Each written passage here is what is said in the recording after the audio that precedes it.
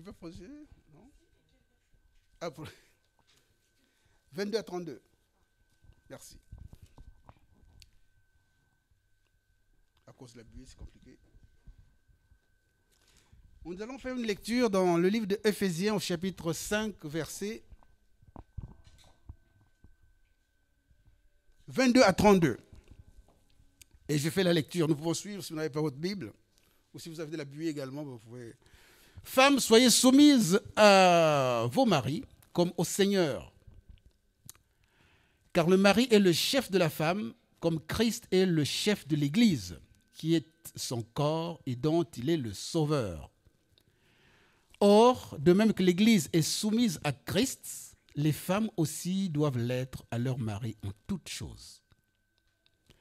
Marie, aimez vos femmes comme Christ a aimé l'Église et s'est livré lui-même pour elle, afin de la sanctifier par la parole, après l'avoir purifiée par le baptême d'eau, afin de faire paraître devant lui cette Église glorieuse, sans tache, ni ride, ni rien de semblable, mais sainte et irrépréhensible. C'est ainsi que les maris doivent aimer leur femme comme leur propre corps. Celui qui aime sa femme s'aime lui-même.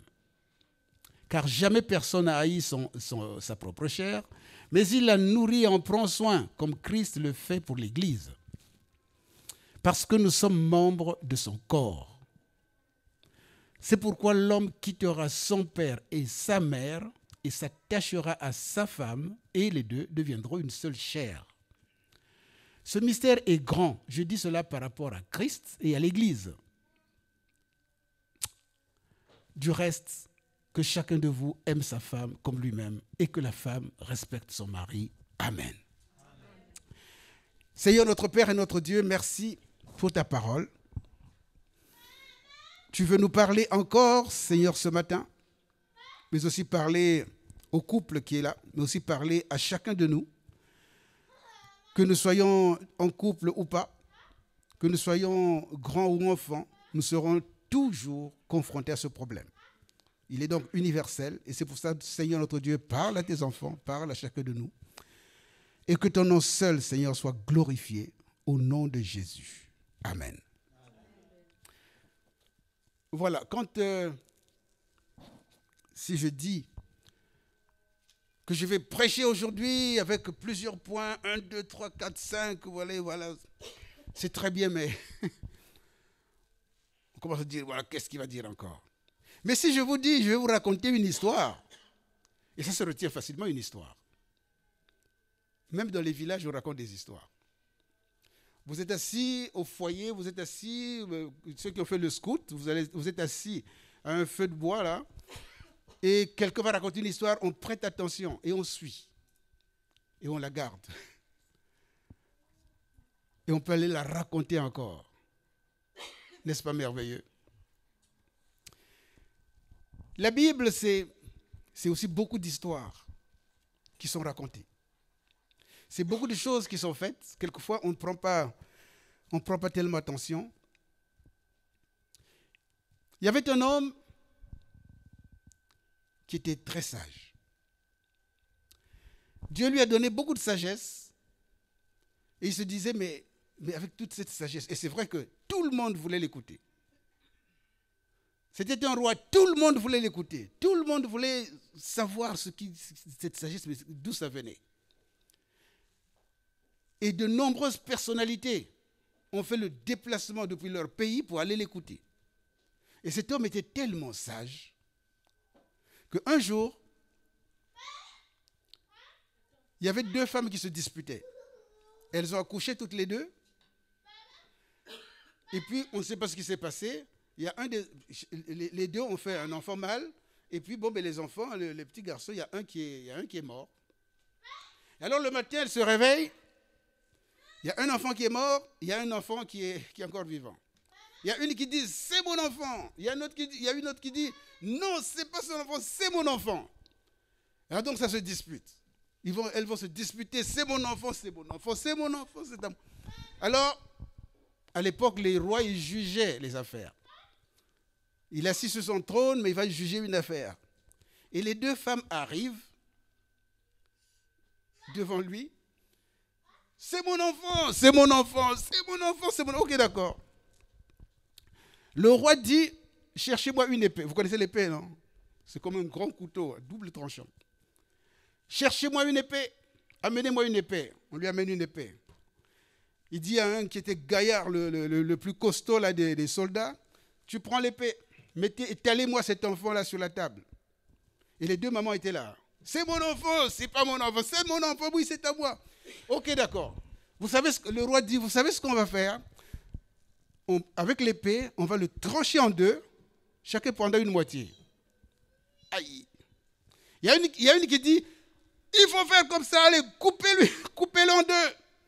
Tranchez-le en deux. Coupez-le. Et puis je prendrai une moitié, puis elle aussi prendra une moitié. Puis il y a une qui dit, non, non, non. Mon Seigneur, ne tranchez pas l'enfant en deux. Donnez l'enfant à la dame, qu'elle parte avec.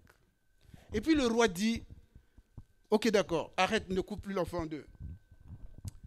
Maintenant, je sais à qui appartient cet enfant. Et si je vous pose la question, vous savez à qui? Il y avait A, et puis il y avait B. Bon, raisonnons mathématique. Il y a une femme qui s'appelle A, il y a une femme qui s'appelle B. A dit c'est mon enfant, B dit c'est aussi mon enfant. Le roi dit ok, on prend l'épée, coupez l'enfant en deux. A dit ok, d'accord, on coupe. L'autre aussi. Et puis B dit non, ne coupez pas l'enfant en deux. B dit donne l'enfant à A. D'après vous, à qui appartient l'enfant? Donc le roi dit ne coupez plus l'enfant, prenez l'enfant, donnez à B parce que c'est l'enfant, parce que ses entrailles. Quand on a dit couper l'enfant, c'est son enfant. Son cœur était coupé. Son cœur était comme tranché. C'est-à-dire qu'on tranchait ses entrailles. C'est-à-dire qu'elle a dit non, non, non, il vaut mieux que l'enfant vive, mais qu'elle parte avec. Au moins l'enfant vivra. Et depuis ce jour-là, tout le monde, les hommes, les femmes, quels qu'ils soient, ils faisaient le trajet, aussi loin soit-il, pour aller voir ce roi-là qui s'appelait Salomon, pour justement connaître un peu cette sagesse-là, parce qu'il était vraiment d'une sagesse extraordinaire. Et cette sagesse lui venait de Dieu. La crainte de l'Éternel, dit la parole de Dieu, c'est le commencement de la sagesse. Quand on commence à être sage, c'est-à-dire qu'on a la crainte de Dieu. Et ça, c'est vraiment merveilleux. Mais, voyez-vous, cet homme, il était très sage. Il avait demandé la sagesse à Dieu, et Dieu lui a donné beaucoup de sagesse. Mais dans cette sagesse qu'on lui a donnée, il se disait un jour, pourtant c'est le même homme, hein, c'est le même roi très sage. Et il voyait que dans la vie courante de tous les jours, les hommes regardaient beaucoup les femmes. Oh, une histoire encore. Un jour, j'étais à Ouagadougou, c'était au Burkina Faso. Là-bas, il y a beaucoup de vélos. C'est un peu comme en Hollande. Il y a beaucoup de vélos. C'est-à-dire les vélos, c'est incroyable. Et puis, on a vu, on était assez nombreux. On marchait sur la route et puis on voit un cycliste. Vous connaissez le vélo, non? Vous connaissez le vélo? Un cycliste. Il roulait, pédalait. Et puis, il a vu une femme qui venait. Et puis, il l'a regardée. Et il pédale, il regarde la femme. Et puis, elle passe, et là, il croise la femme. Et il continue à regarder. Et puis, boum, bien sûr. Et puis, boum, dans le caniveau. Mais authentique, je vous dis. Et j'ai compris pourquoi Salomon disait, mais pourquoi les hommes... Salomon disait, mais pourquoi les hommes regardent les femmes? Il disait, mais pourquoi les hommes... Mais tu peux aussi poser, pourquoi les hommes regardent les femmes? Tu conduis une voiture, j'espère que tu ne fais pas comme ça. Tu conduis une voiture, tu es en train de conduire, tu vois une femme qui vient, tu regardes. Et puis quand elle passe, tu n'oses pas regarder, puis tu regardes au rétroviseur. Et tu continues à regarder au rétroviseur. C'est-à-dire que, alors pourquoi les hommes regardent-ils les femmes? Et il se posait la question, mais pourquoi ils font ça? Et il a dit qu'il était tellement sage, Il a dit non, avec ma sagesse, je ne ferai pas comme eux. Moi, je vais faire autrement. Une histoire terrible. Il dit, moi, je ne ferai pas comme eux. Moi, roi d'Israël, je m'assois, je suis dans mon salon. Et donc, il faisait venir des tas de femmes. Donc, au lieu de les regarder comme ça, et puis regarder encore, lui voulait les regarder là, vraiment. Et c'est ce qu'il a fait. Elle dansait de toutes sortes. Donc, il était là, il était content, il regardait. Mais ce qu'il ne savait peut-être pas, c'est que si les hommes regardent les femmes, c'est peut-être qu'il y a quelque chose. Et il a poursuivi cela justement en continuant à regarder. Mais il ne s'est pas arrêté là à regarder. Et quand on lit dans le livre des rois, 1 roi chapitre 11, tu peux nous mettre 1 roi chapitre 11, verset 1 à 4, quelque chose comme ça. Le roi Salomon, la parole de Dieu dit que le roi Salomon aima beaucoup de femmes étrangères. Outre la fille de... Sa première femme qu'il a épousée, c'est la fille de Pharaon. Donc, un roi, vous savez, les rois, ça se passe entre eux. Hein. Donc, il a pris une femme égyptienne. Mais le roi en question, c'était un Israélite. Et Dieu leur avait dit que vous n'épouserez pas des étrangères. Vous n'épouserez que des gens entre vous. Mais lui, il a fait fi de ça. Il était tellement sage, il a fait fi de ça. Il a pris une femme étrangère, la fille de Pharaon. Mais ça ne suffisait pas. Il lui a construit un grand château, un super château. En dehors de ça, il y a eu des Moabites, des Ammonites, des Édomites, des Sidoniennes, des Étiennes, de quoi encore? Appartenant aux nations dont l'Éternel avait dit aux enfants d'Israël, vous n'irez point chez elles, elles ne viendront point chez vous. Elles tourneraient certainement vos cœurs du côté de leur Dieu. Ce fut à ces nations que s'attacha Salomon, entraîné par l'amour. Il y eut, est-ce que vous pouvez lire vous-même? Combien de femmes il a fini par avoir? 700 femmes. Il a eu 700 femmes dans sa vie. Salomon. Sa sagesse l'a mené à avoir 700 femmes. Et ce n'est pas tout. Hein. Les hommes aujourd'hui, j'ai une maîtresse, j'ai 2 maîtresses, j'ai 3 maîtresses. Lui, il en a eu combien? 300 maîtresses. Mais ce qui est intéressant, dans le livre, quand il a écrit son livre, il dit... vanité, c'est-à-dire quand vous lisez le livre de Salomon, au début il dit vanité des vanités, tout est vanité. À la fin, il a compris que vraiment, tout ça, ça ne servait à rien du tout.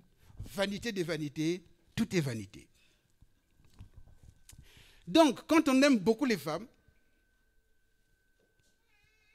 c'est vrai qu'il se disait, si on regarde, c'est qu'il y a quelque chose de bon. Et lui, il a continué, 700 femmes, 300 maîtresses. C'est la parole de Dieu. Mais nous ne devons pas faire comme ça.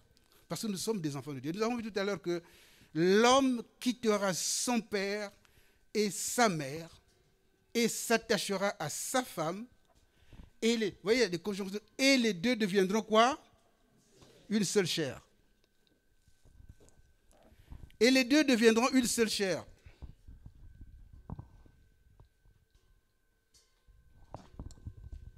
Donc le culte n'est pas encore fini alors. Et les deux deviendront une seule chair. Et si on part au commencement, Dieu, il a créé un homme. Il n'a pas créé 2 femmes. Il a créé un homme, ce n'est pas 2 hommes, mais un homme.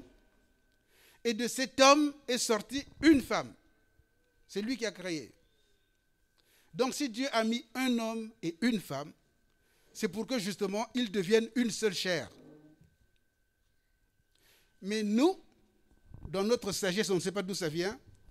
Au lieu de une, ça devient 2, ça devient 3, ça devient 4, ça devient jusqu'à 700 femmes. Et comme si cela ne suffisait pas, jusqu'à 300 maîtresses encore. C'est incroyable. C'est pour dire quoi? Qu'en tant qu'enfants de Dieu, nous devons suivre la parole de Dieu. Nous devons marcher selon les voies de l'Éternel. Non pas comme nous voulons, mais comme Dieu veut. Et nous devons, voilà un jeune couple qui vient de se former. Quand on forme un couple, Dieu voulant, ils vont avoir des enfants.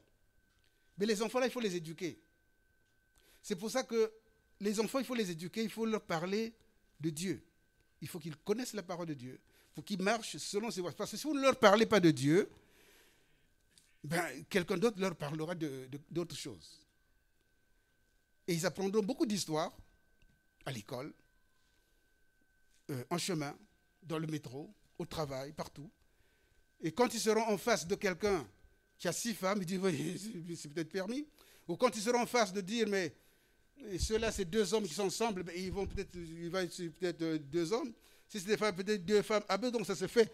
Nous devons savoir que Dieu, au commencement, a créé un homme et une femme. Ce n'est pas 2 hommes, ce n'est pas 2 femmes. Je le dis concrètement, c'est le mariage, c'est un homme et une femme. C'est Dieu qui a conçu comme ça. Et parce que nous sommes de Dieu, nous sommes des enfants de Dieu, nous devons marcher conformément à la parole de Dieu. Et qu'en faisant cela, nous sommes des disciples de Jésus. Voyez-vous, il y a tellement d'histoires à raconter.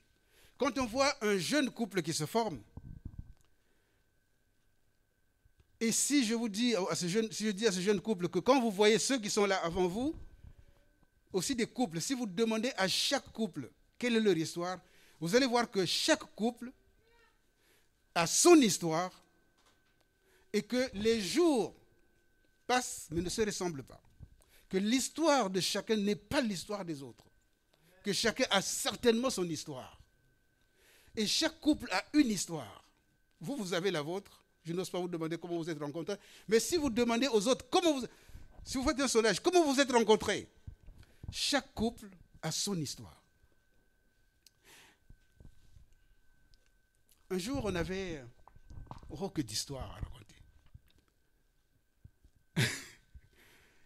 Il y a très longtemps, il y a quelques années en arrière, on a fait l'école, on a fini l'école. Vous savez, quand vous êtes à l'école, là, c'est compliqué. On était à l'école, et puis c'était dur, les examens, comme voilà, tout le monde passe des examens. On a passé les examens, on a réussi les examens. On était dans le nord, dans un petit village. Je sais que toi, tu ne connais pas Sbrook, mais j'étais dans le coin là-bas. Il fallait s'enfermer, passer les examens. Quand on a fini les examens, et puis on se retrouve à Montpellier. Oh, c'est la grande ville. Vous connaissez Montpellier? En plus, il y a la mer. C'est la grande ville, c'était plus la plage, tout ça. Plus les cités universitaires. Vous connaissez les cités universitaires? Vous savez ce qu'il y a dans les cités universitaires? Il y a des étudiants, des étudiantes. Et donc, nous sommes retrouvés là-bas à Montpellier. C'était merveilleux. Non, mais c'est une histoire. Ce n'est pas mon histoire, mais c'est une histoire. Et donc, on se retrouve là-bas. Et puis, j'avais des collègues. Puis, j'avais eu un collègue. On était encore en stage, on appelait ça stage pratique à Montpellier. Il y a bien longtemps. Et alors à ce moment-là, il y a un des collègues, ils sont partis dans une boîte de nuit. Ils sont arrivés là-bas, et puis il est rentré, il est revenu, et quand il est revenu, il dit « Oh, j'ai rencontré la fille de ma vie !» Ah bon? Mais c'est bien. Le soir même, il est parti, il est revenu, « J'ai rencontré la fille de ma vie !» Ah bon?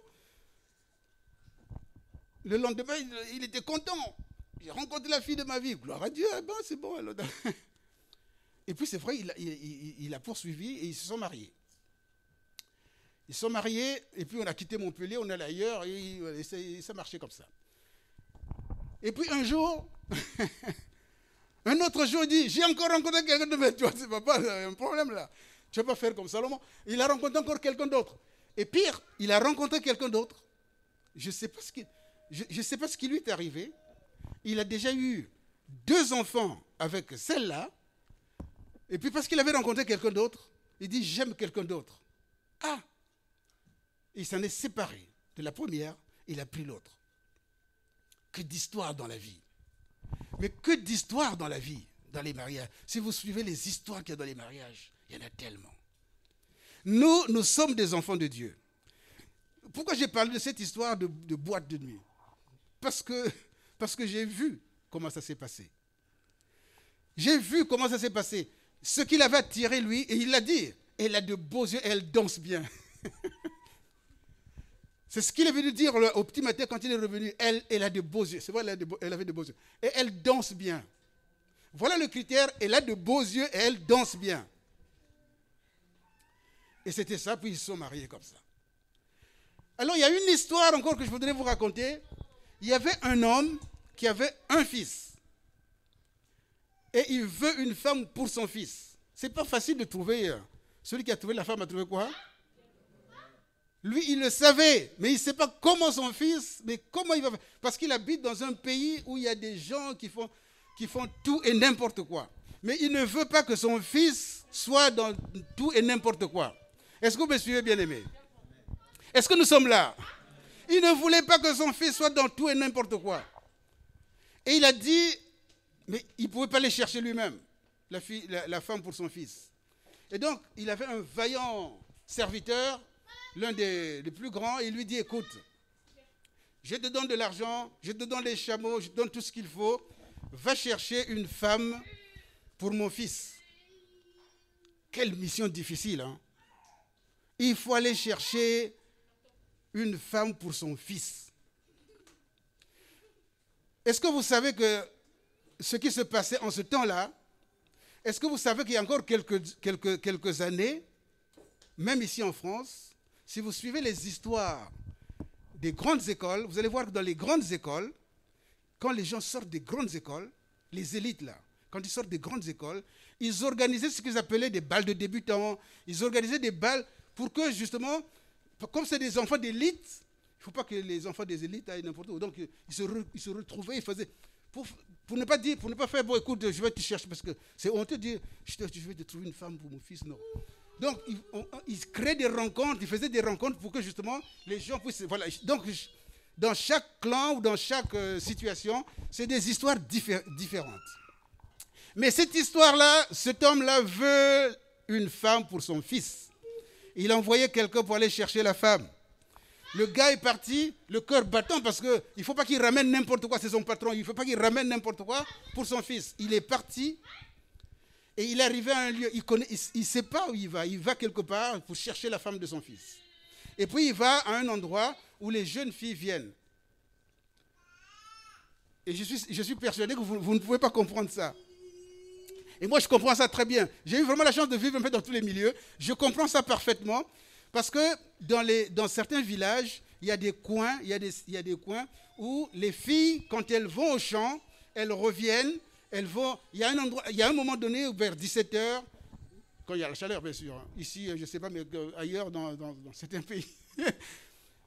Quand elles arrivent, elles finissent les champs, elles viennent se laver, donc ils vont aller se baigner, ça fait, voilà. Et donc, c'est souvent des lieux où les gens allaient trouver les femmes. Et donc, là, c'était un puits où les jeunes filles venaient chercher de l'eau. Et donc, il est arrivé sur ce lieu, et il dit, mais comment je vais faire? Les filles vont bientôt venir puiser de l'eau. Comment je vais faire pour trouver la femme? Alors, qu'est-ce qu'il fait lui? Il va faire une prière, tout simplement. Il va dire, Seigneur. C'est même pas son Seigneur, il ne sait même pas prier. Il dit, Seigneur, le Dieu de mon chef Abraham, s'il te plaît, la jeune fille à qui je dirais, donne-moi de l'eau. Il faut avoir du culot. Hein. Ce serviteur-là, est-ce que vous me suivez? Il est parti en mission. Qui a déjà été en mission par son chef? Vous n'avez jamais été en mission, vous? Il est parti avec une lettre de mission. Il ramenait une femme pour le fils de son patron. Et donc, il arrive, mais comment je vais faire? Il se dit, bon, comme le patron, là, il a un Dieu, il a commencé à prier, à dire, Seigneur, le Dieu de mon serviteur Abraham, de mon chef Abraham. La fille à qui je dirais, donne-moi de l'eau, et qui me dira, je te donne de l'eau, mais j'irai encore puiser pour tes chameaux. Il avait 10 chameaux. Que ce soit celle-là, la femme que tu destines au fils de mon chef. Et puis, il était juste en train de prier qu'il y a une fille qui arrive, il est avec sa cruche, il la voit, il ne dit rien, et puis la fille va puiser de l'eau, et puis la fille revient. Et il aurait pu la laisser partir, mais il a interpellé pour lui dire, est-ce que tu peux me donner de l'eau? La fille dit, oh, bien sûr. Elle enlève sa cruche, donne de l'eau. Et puis elle dit, je vais aussi puiser de l'eau pour tes chameaux. Donc il était là hébété, il venait juste de faire de la prière, il n'a même pas fini de faire sa prière. Et puis la fille qui fait le chemin, qui donne de l'eau et qui repart puiser de l'eau. Et ça aussi, il faut le savoir. J'étais dans le désert, je sais ce que c'est que le désert. Et pour trouver de l'eau, quelquefois il faut descendre pour aller puiser de l'eau. Donc j'imagine cette jeune fille, c'est pas ici, vous ne connaissez pas les puiser de l'eau, vous ne voyez pas. Ici c'est le robinet, ça coule. Non. En ce temps-là, ça ne coulait pas. Il faut aller puiser, il faut aller chercher dans le lointain là-bas. Donc vous imaginez cette jeune fille qui est partie avec une cruche de peut-être 10 kilos, j'espère, je ne sais pas, peut-être 5 kilos, qui part, qui revient. Un chameau, ça peut boire jusqu'à 100 litres d'eau. Il avait 10 chameaux. Alors essayez d'imaginer combien de tours elle a fait pour aller puiser, revenir, aller puiser, revenir. Et lui, il regardait.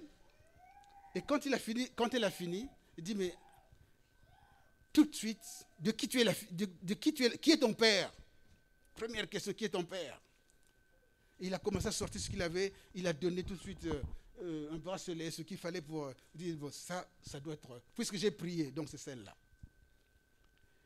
Et la particularité de cette fille, effectivement, elle était belle, elle était gentille, elle était sympathique.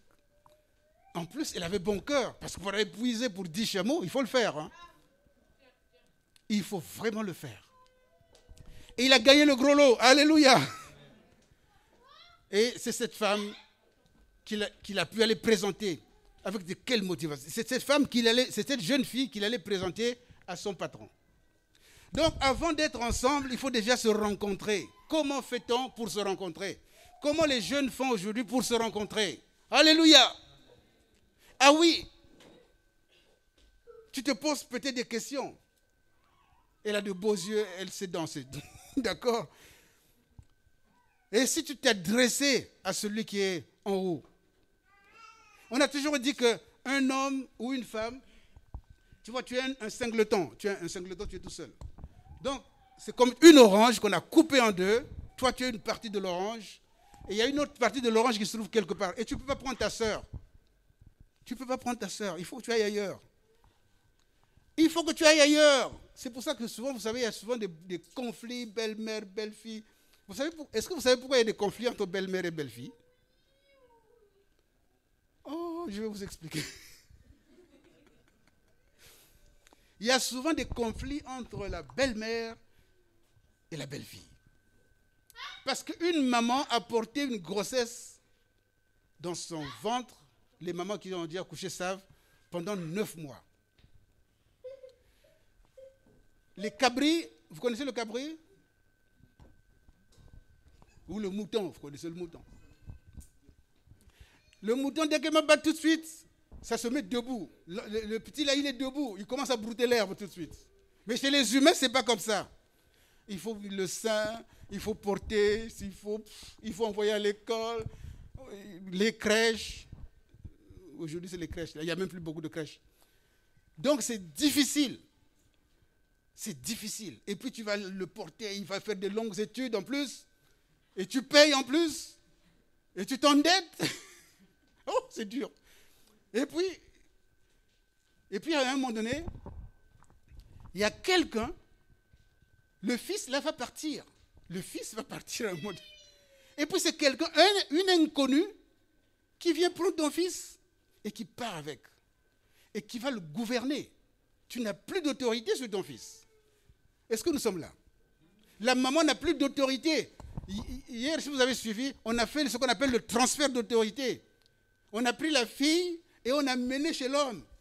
N'est-ce pas ce qu'on a fait? On appelle ça le transfert d'autorité. Cette jeune fille, qui est la femme de Madame Paka aujourd'hui, n'est plus sous l'autorité de ses parents. C'est fini. Les parents ont fait le transfert d'autorité. C'est fini. Elle est sous l'autorité du mari maintenant. Et donc, la maman à qui appartient le fils, qui a aimé son fils, qui a envoyé son enfant à l'école, qui l'a tellement aimé, et puis à un moment donné, une inconnue vient le prendre pour le gouverner et il partit avec. le souhait de cette maman, elle aime tellement son fils, elle désire que cet inconnu-là prenne soin de son fils. C'est tout ce qu'elle demande, hein, qu'on prenne soin de son fils. Est-ce que vous me suivez? Qu'on prenne soin de son fils. Quand vous ne prenez pas soin de son fils, vraiment, elle est malheureuse. Mais quand le fils est gai, il dit, ah, c'est bien. Mais quand ça ne va pas, quand ça ne va pas du tout, c'est là où il y a des conflits terribles entre la belle-fille et la belle-mère. C'est pas que la belle-fille n'est pas... Non, c'est pas ça. Mais c'est parce qu'il y a certaines choses. Il faut juste connaître ça. Il faut juste que les gens savent ce que c'est. Et à partir de ce moment-là, les choses iraient bien. Donc c'est important de savoir qu'avant de se marier, il y a un créateur. C'est lui qui connaît, il y a une partie de l'orange, il y a une autre partie, l'autre partie se trouve quelque part. Comme tu ne sais pas où ça se trouve, il faut demander au créateur parce que lui, il voit tout, il connaît tout. Demande-lui comme le gars qui a demandé, Seigneur, aujourd'hui même fais-moi connaître. On lui a fait connaître. Si lui, on lui a donné, tu penses que toi, on ne te donnera pas? Mais si, on te donnera. On te donnera. Par contre, si tu mets l'orange avec le citron, ça ne matche pas. Tu ne peux pas. Ça ne marchera pas. L'orange avec une partie de l'orange, une partie de citron, ça ne marche pas. Il faut l'autre partie de l'orange. Et puis, ça va matcher. Et ça va coller. Oh! Nous avons nos deux jeunes gens qui se sont mariés. Que le Seigneur vous bénisse. Et la vie de couple, c'est une vie formidable. Oh, que d'histoire! Un jour,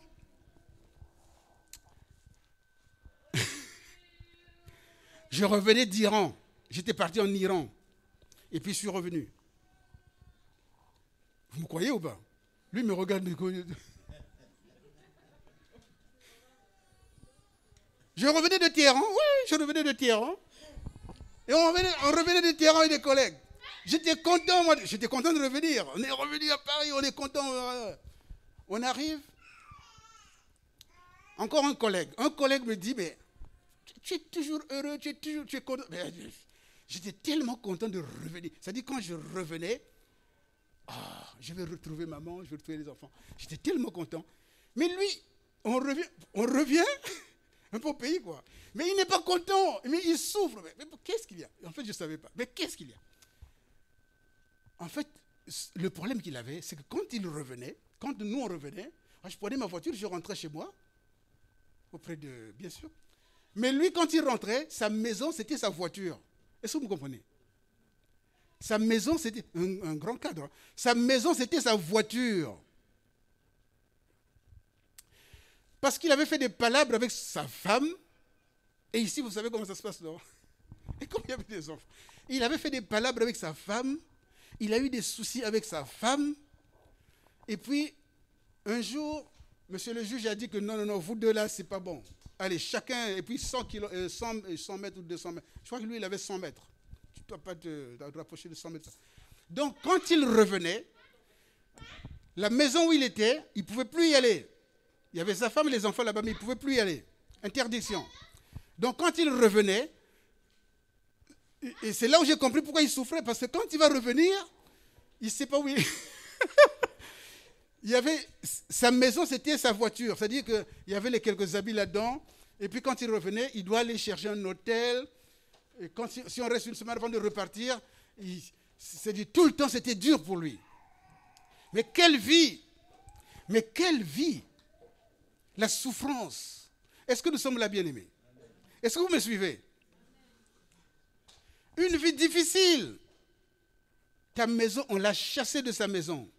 Ce n'est pas la femme qui l'a chassé, mais c'est la justice qui l'a mis dehors. Il ne pouvait plus repartir dans sa maison. Et c'est là où j'ai compris pourquoi il souffrait quand il revenait. Il était malheureux. Non, la vie de couple, c'est vivre heureux, en harmonie. Pour vivre en harmonie, il y a des choses qu'il faut faire. Il faut s'aimer. Pourquoi on l'avait foutu dehors? Oh, que d'histoire! Parce que lui aussi, il avait sa femme, il avait ses enfants. Mais ça ne suffisait pas. Il voulait faire comme Salomon. Pas comme Salomon. Mais ça ne suffisait pas. Il allait à gauche, il allait à droite, puis l'autre a dit, mais non, si tu arrêtes, mais ouf. Oh là là, c'était incompréhensible pour lui. Il s'est retrouvé au tribunal, et puis séparation, et puis c'était dur. La vie de couple, c'est une vie harmonieuse, je vous assure. Si vous êtes dans un couple, et que vous vous entendez bien, et que tout va bien, c'est une institution, c'est Dieu qui a institué le mariage. Et quand Dieu institue quelque chose, c'est tellement beau à vivre. C'est-à-dire, tu peux avoir ta maman, tu peux avoir ton papa, mais ta femme, ton mari, c'est vraiment autre chose. Vous voyez, si vous posez la question à cette femme qui est partie hier, là, par rapport à ses parents, elle a vécu longtemps avec ses parents, hein, mais là maintenant, sa maman disait hier, ah, on l'a laissé voler. Elle a laissé voler sa colombe. Ah bon. Mais il est parti, mais c'est comme ça. Mais pour qu'elle aille vivre une vie harmonieuse, pour qu'elle n'aille pas regretter, ah, quand j'étais chez mon papa. Ah, si une femme commence à pleurer, ah, mon papa, ah, ma maman, c'est que ça ne va pas là-bas. Si un homme commence à dire, ah, mon papa, ah, ma maman, ça. Si un homme est toujours dans les jupons de sa maman, dans les pantalons de son papa, il ne peut pas être un bon mari. Ce n'est pas possible. C'est impossible. L'homme quittera son père et sa mère et s'attachera à sa femme et les deux deviendront une seule chair avec des conjonctions de coordination. Il faut que ça soit coordonné, moulé. Les problèmes qui entraînent souvent les palabres, c'est quoi? Mon collègue là, c'était dur. Hein. Que d'histoires dans la vie. Il avait un peu beaucoup d'argent, il avait un peu d'argent. Il dormait dans les meilleurs hôtels de ce monde, je vous assure. Mais pourtant. Et ça me fait tourner la tête. Il faut qu'on suive la parole de Dieu. Quand on suit la parole de Dieu, on comprend qu'il y a certaines choses qu'on ne doit peut-être pas faire. C'est pour ça que dans la parole de Dieu, qui c'est qui disait ça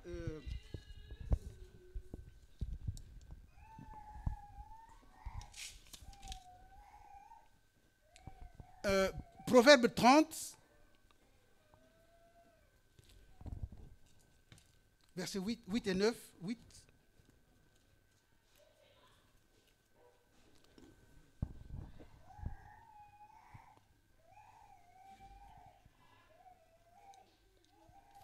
Voilà, la parole de Dieu dit, et puis on va s'arrêter. Il y en a assez de mes histoires. Hein. Éloigne de moi la fausseté et la parole mensongère. Ne me donne ni pauvreté ni richesse. Accorde-moi le pain qui m'est nécessaire. Pourquoi? De peur que dans l'abondance, je ne te renie et ne dise qui est l'Éternel. Ou que dans la pauvreté, je ne dérobe et ne m'attaque au nom de mon Dieu. Donc vous voyez quelquefois, quand tu es trop riche, je crois que ce n'est pas bon aussi. Parce que tu en as tellement. Le chef dont je vous ai parlé là, le roi dont je vous ai parlé là, il était l'un des rois les plus riches. Ce qu'il avait, personne n'avait. Et la parole de Dieu dit que personne n'aura encore ce que ce type-là a eu. Il en avait tellement à montrer. Il avait tellement. S'il y a trop d'argent aussi, la tendance, malheureusement, c'est de dévier. Quand il n'y en a pas aussi, tu peux aller voler et tu commets le péché. Quand il y en a trop, tu commets aussi le péché. Donc on dit, attention, donne-moi vraiment donne-moi ce qu'il faut pour que je n'aille ni à gauche ni à droite. Donc c'est vraiment très important que dans un couple, il y ait une harmonie, une entente. Quand il n'y a pas d'harmonie, ce n'est pas possible. Comment avoir cette harmonie? On conseille aux jeunes couples d'aimer Dieu. C'est pour ça que Jésus disait, si tu aimes, si le mari aime sa femme plus que Jésus, ça va causer beaucoup de problèmes. Pourtant, le Seigneur dit, aimez-vous les uns les autres.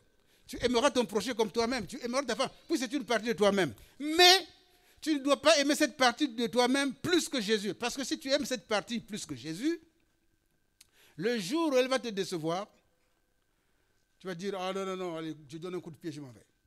Mais si on aime Jésus plus que sa femme, si on aime Jésus plus que son mari, Jésus va vous réconcilier, parce qu'il a mis en nous le ministère de la réconciliation.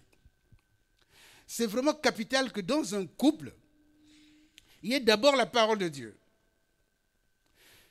C'est pour ça que dans le livre de Josué, chapitre 1, verset 8, c'est ça? Il faut aimer l'Éternel d'abord. Aimer Dieu. C'est-à-dire que Dieu doit être au centre du couple. Hier, le prédicateur disait que quand les femmes tressent les cheveux, pour ceux qui savent comment ça se passe, on met 3 fils. Quand on met 3 fils, la corde ne se coupe pas. Et ça tient fort. Parce qu'il y a une corde, deuxième corde, l'homme, la femme, au milieu, il y a Jésus. Amen. Quand il y a Jésus au milieu, le couple, il est solide. Je vous assure. Vous pouvez avoir... Oh, si on avait plus de temps, je vais vous expliquer. Vous savez comment on fabriquait... Aujourd'hui, il y a les allumettes. Avant, il n'y avait pas les allumettes. Émilie, avant, il n'y avait pas chez nous, il n'y avait pas les allumettes. Mais il fallait quand même faire du bois, il fallait cuire les animaux. Comment il fallait faire? Ils ont trouvé il y avait la sagesse. Ils prenaient des pierres et les frottaient. Ils mettaient de la paille autour, ils frottaient, ça faisait des étincelles et ça brûlait. Et le feu, voilà. Et puis on conservait le feu avec beaucoup de bois, tout ça. Quand vous prenez quelqu'un qui a eu un certain âge, de quelque part, quelqu'un d'autre qui a eu un certain âge, quelque part, et vous les mettez ensemble, ça fait des frictions. Ça peut faire des frictions. Ça peut faire des étincelles. Mais dès qu'il y a la première étincelle, on ne met pas la paille, parce que la paille, ça brûle. On ne met pas l'essence, parce que ça brûle. On doit écarter et dire, attention, il y a des frictions. Le premier qui voit la friction dit, Dieu vient à notre secours. Et ils doivent se mettre ensemble et bavarder. Un couple où il n'y a pas de communication, est-ce que vous m'entendez? Je sais que nous sommes fatigués. Un couple, ce que je suis en train de dire là, c'est valable pour moi, c'est valable pour eux, mais c'est valable même pour toi aussi. Même si tu n'es pas encore marié, mais même toi aussi. Parce que tu seras confronté à ce problème. Chacun de nous sera confronté à ce problème. Ou chacun de nous est déjà confronté à ce problème. Un couple où il n'y a plus de dialogue, un couple où les gens ne se parlent plus, il a déjà creusé sa tombe. Il est en train de creuser sa tombe. Il est en train de mourir. Aujourd'hui, il y a tellement de moyens de communication. Vous avez des portables, des SMS, chérie, je t'aime. Il y a tellement de choses à se dire. Il y a tellement de choses à se dire. Tu es le plus beau, tu es la plus belle. Il y a tellement de choses à se dire. Avant il n'y avait pas le téléphone, il fallait attendre de rentrer chez moi à la maison. C'était difficile avant. Il fallait attendre de rentrer d'abord à la maison. Mais aujourd'hui, là, depuis là-bas, chérie, je t'aime. Et puis on envoie un petit... avec sourire, tout ça. Les jeunes avec sourire, tout ça. Ça fait l'harmonie. Ça fait l'harmonie dans le couple. S'il n'y a pas de communication dans un couple, dès que mon frère, ma soeur, quand tu seras marié, là, si tu remarques tout de suite qu'il y a un problème, il y a un blocage, vous n'arrivez plus à parler, et il faut réinstaurer le dialogue tout de suite. Vous savez comment les avions marchent? Vous savez comment ça fait les avions? Oh! Si tu fais un vol, Paris, allez jusqu'où là? Pas Bagdad. Allez, Paris, Abidjan. Vous connaissez Abidjan? Allez, Paris, Abidjan. 6 heures de vol. Vous avez vu qu'il y a des ouragans dans d'autres pays. Il y a des petits vents. Ici, là, dès qu'il y a un vent de 90 km/h, ça commence à faire tomber les arbres. Donc, 10 km/h, 20 km, c'est bon. Quand il y a des vents qui sont trop forts, c'est compliqué. En l'air, là-bas, il y a des vents de 200, 300 km/h. Vous voyez? Et l'avion, ça se déplace dans une masse d'air. Lorsque la masse d'air est instable, l'avion est instable. Je vais juste vous expliquer ça. Donc, quand tu fais un vol de Paris à Abidjan qui fait 6 heures, si tu dis, bon, moi, je prends ce cap-là, boum, jusqu'à Abidjan, d'accord, c'est bien. Mais entre-temps, en haut, là-bas, il y a du vent. Toi, tu pars comme ça, il y a du vent qui fait ça. Donc, ce vent-là te déplace au fur et à mesure. Donc, si tu ne corriges pas du vent, Lorsque tu vas arriver à Abidjan 6 heures après, il y a une formule, je ne vous la donne pas, mais lorsque tu vas arriver à Abidjan, après 6 heures de vol, tu vas te retrouver, ton avion, si tu veux dire, moi je vais aller tout droit comme ça, là, c'est vrai. Mais là-bas, il y a du vent qui t'a entraîné pendant 6 heures. Donc pendant 6 heures, tu vas te retrouver à Cotonou, complètement à l'est là-bas. Tu vas te retrouver à 300 km de ta destination. Et tu n'as plus de carburant pour repartir à ta destination. Donc on appelle ça corriger la dérive. Excusez-moi les termes que j'utilise. Mais c'est des histoires. Il faut corriger la dérive. C'est-à-dire que, comme le vent fait comme ça, donc toi, au lieu d'être comme ça, tu es un peu, le nez là, il est un peu comme ça. Quand le vent, chaque fois qu'au lieu de te pousser comme ça, toi, tu as déjà corrigé. Donc tu restes sur ta route. Parce qu'il y a des routes qu'on suit, là, que les avions la suivent. Pour rester sur ta route, il faut que tu corriges la dérive.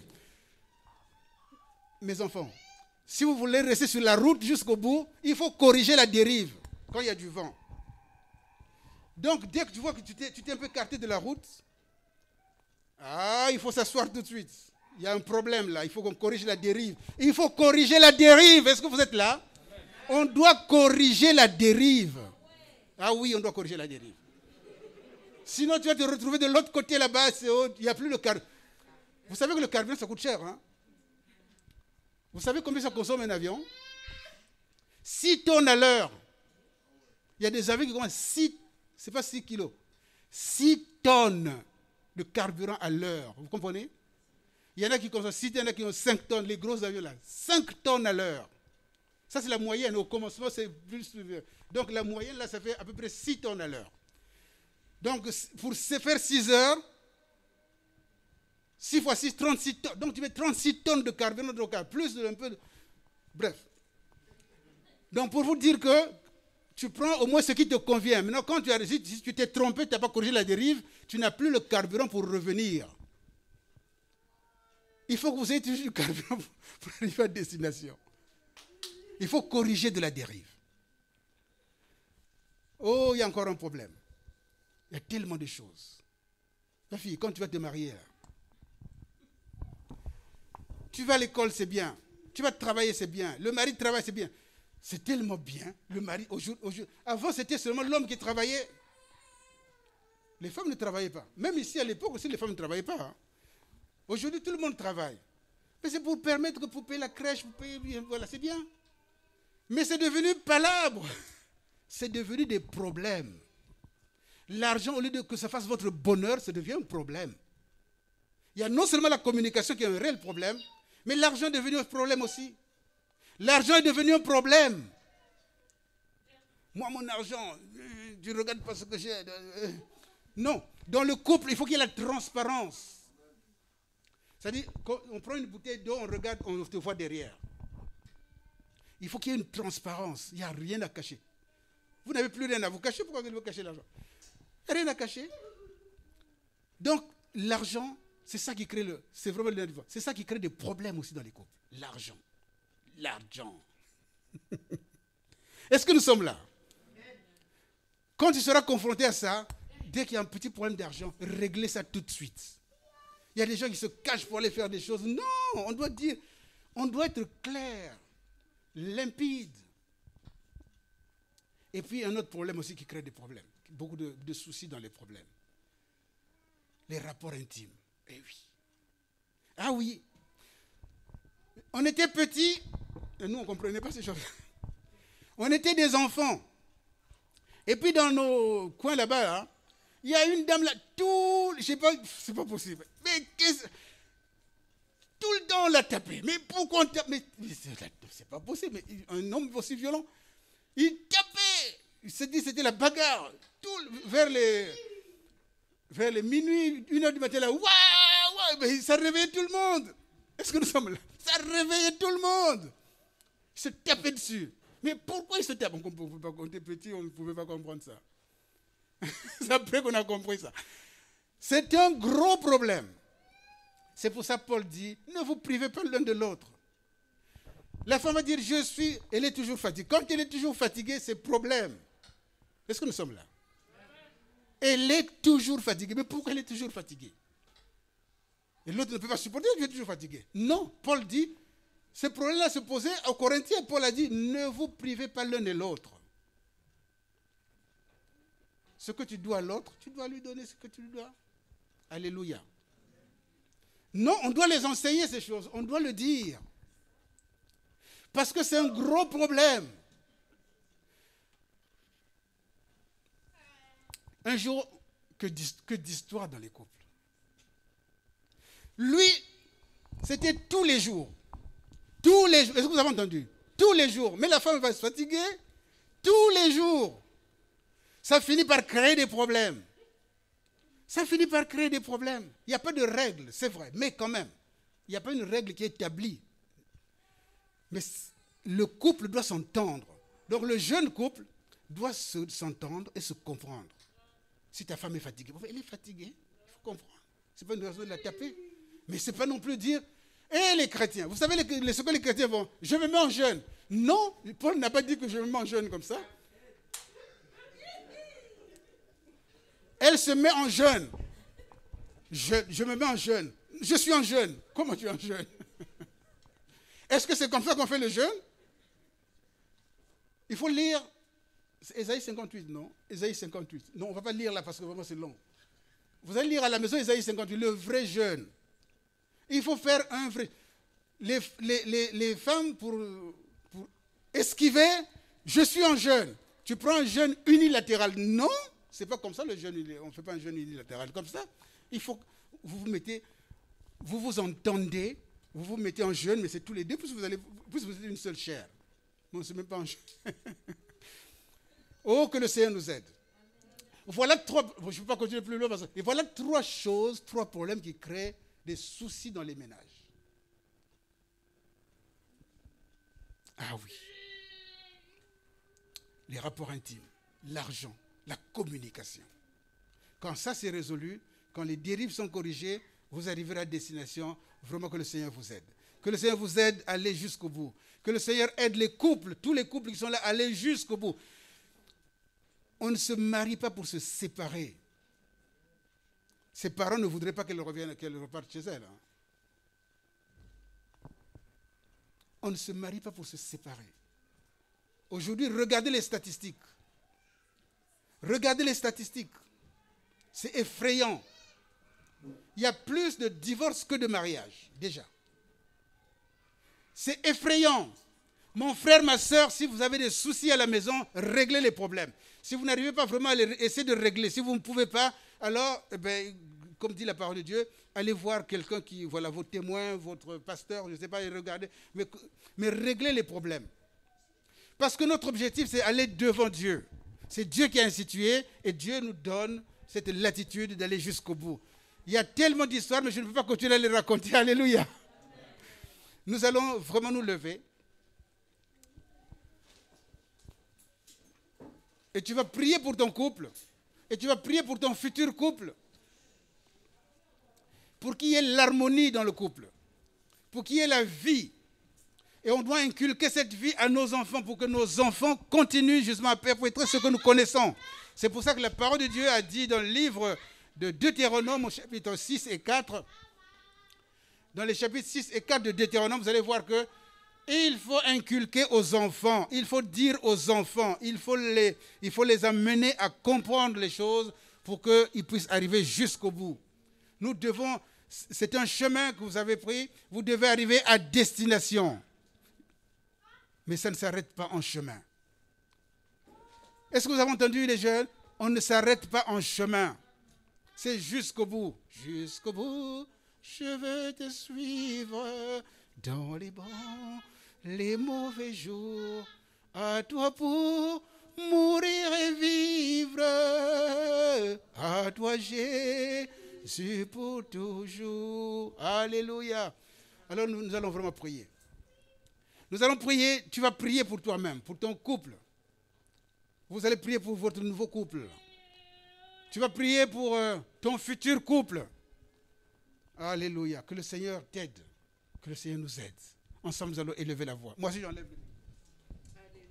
Alléluia. Seigneur, notre Dieu et notre Père. Tu viens de nous parler longuement, Seigneur, ce matin. Notre désir, Seigneur éternel des armées, ce n'est pas de vivre seul,